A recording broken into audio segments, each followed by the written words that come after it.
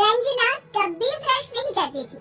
उसे कितनी बार उसके माँ बाप ने डांटा, लेकिन उसका कोई असर उस पर होता ही नहीं था, जिस कारण से उसके दांत पीले पीले हो जाते हैं।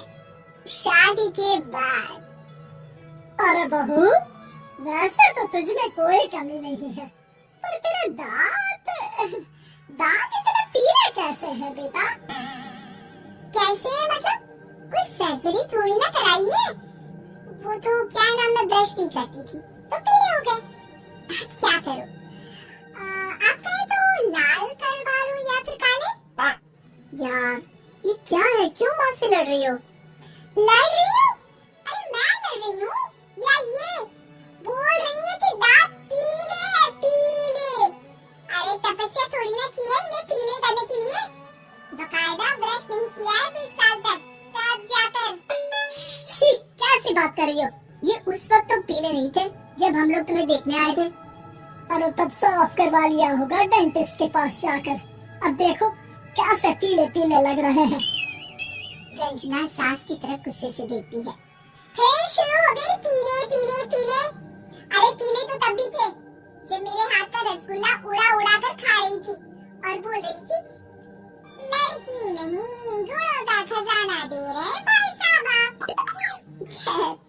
अब वो लोग करते भी तो क्या करते, पीले दांत वाली बहू पल्ले पड़ी थी तो झेलना तो था ही।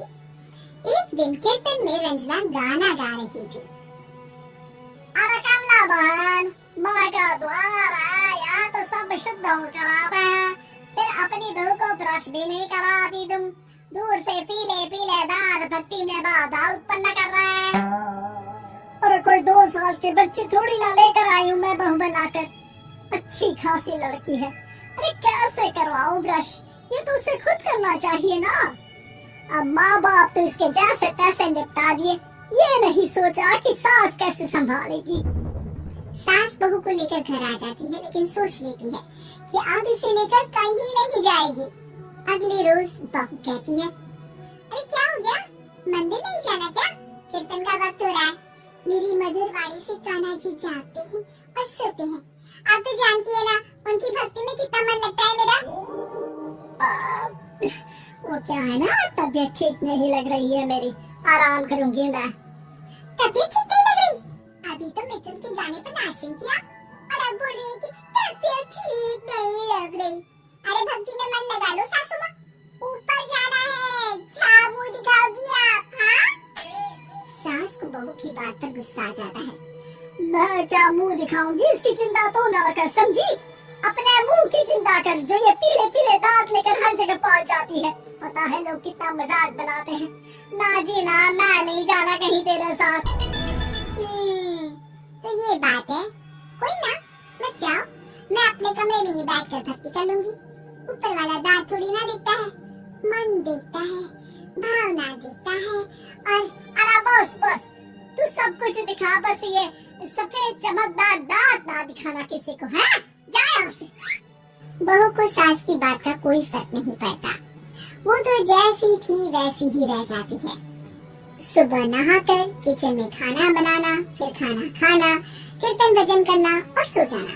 एक दिन, माँ जी मैं सहेली के घर जा रही हूँ, शाम को लेट आऊंगी। हाँ, तो जाना, मैंने कौन सा तेरी आरती करनी है घर पर बैठकर। रंजना सहेली के घर जाती है, जहाँ वो पार्टी में जाने की तैयारी कर रही होती है। अरे शिखा, कहाँ जाने की तैयारी कर रही है? मैं गलत वक्त पर आ गई क्या? अरे नहीं यार, उल्टा सही वक्त पर आई है। मैंने ये साड़ी और ज्वेलरी निकाली है यार, शाम को इनके ऑफिस की एक पार्टी में जाना है। बताना कैसा लग रहा है ये सब? नहीं यार, इस ड्रेस के साथ तो वो वाली ज्वेलरी अच्छी लगेगी। हाँ, सही बोल रही है, मैंने ध्यान ही नहीं दिया। वैसे तो हमेशा से मस्त फैशन सेंस रखती है, तो बड़ा जाती होगी ना पति के साथ पार्टी में। रंजना कुछ नहीं बोलती, बस सोचती है कि यार काश ये बात सही हो जाती, पर मैं क्यों नहीं जाती पार्टी में? क्या इन लोगों की कोई पार्टी होती नहीं होगी? रंजना घर आती है और रात में पति से सवाल करती है, एक बात बताइए, आप मुझे किसी पार्टी में क्यों नहीं ले जाते? क्या आपके यहाँ ऑफिस में पार्टी नहीं होती? पति बेचारा क्या कहता कि दांत पीले हैं तुम्हारे इसलिए।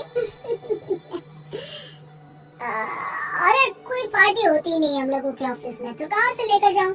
और मार्केट, मॉल, कहीं वीकेंड घूमना, कहीं तो अरे यार, सारे हफ्ते में एक छुट्टी मिलती है, तो सोचता हूँ कि आराम ही कर लूं। क्यों? रंजना मन मार के रह जाती है। पहले कभी सास के साथ मंदिर जाया करती थी, लेकिन वो भी सास ने ले जाना बंद कर दिया।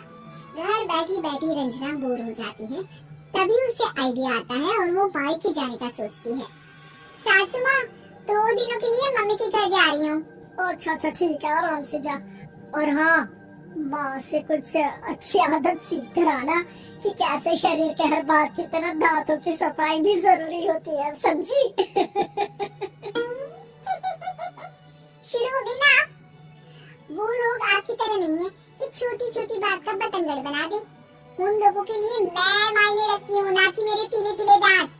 रंजना माँ को बिना बताए उन लोगों को सरप्राइज देती है, लेकिन जैसे ही वो दरवाजे पर पहुँचती है, अंदर देखती है कि घर वाले कहीं जा रहे होते हैं। अब माँ, काश रंजना दीदी के दांतों वाली प्रॉब्लम नहीं होती, तो वो भी हम लोगों के साथ चलती ना बुआ जी की बेटी की शादी में। हाँ बेटा, लेकिन अब उसे कौन समझाए कि उसको उसके पीले दांत नहीं दिखते, लेकिन उसके आसपास के लोगों को कितना एम्बैरेसिंग फील कराते हैं। मुझे तो कितनी बार उसके स्कूल की टीचर ने शिकायत की कि उसके साथ कोई लड़की बैठना भी नहीं चाहती, और ना ही कॉलेज में कोई उससे बात करना चाहता था। लेकिन पता नहीं क्यों उसे ये बात समझ में नहीं आती। कोई कमी नहीं है उस लड़की में, बस यही कि दांत पीले हैं। वो तो भला हो जीजाजी और उनकी माँ का, जो दीदी को जैसी है वैसे ही रखा हुआ है। रंजना को अपने घर वालों की बात सुनकर बहुत दुख होता है। वो सोचती है कि वो क्या करे, लेकिन फिर वो सीधा डेंटिस्ट के पास जाती है, अपने दांत चमकाती है और कसम खाती है कि वो रोज ब्रश करेगी। और क्या हो गया? तुम तो 2 दिनों के लिए गई थी ना, पर कोई ना, अच्छा है, चलो आ गई तो। रंजना सास के सामने आकर खड़ी हो जाती है और पूरी स्माइल करती है, उसके चमकदार दांतों को दिखाती हुई। चले मंदिर। माँ, मुझे माफ कर दीजिए, मैंने आप लोगों को बहुत एम्बैरेसिंग फील करवाया। मैं आज से रोज ब्रश करूंगी।